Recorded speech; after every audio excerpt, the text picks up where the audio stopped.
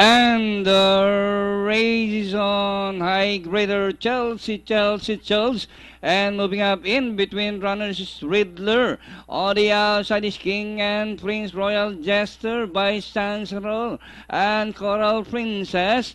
Riddler, Chelsea, and racing in third by about 2 lengths the favorite High Grader. King and Prince rushing up Coral Princess by Sansalor and Royal Jester.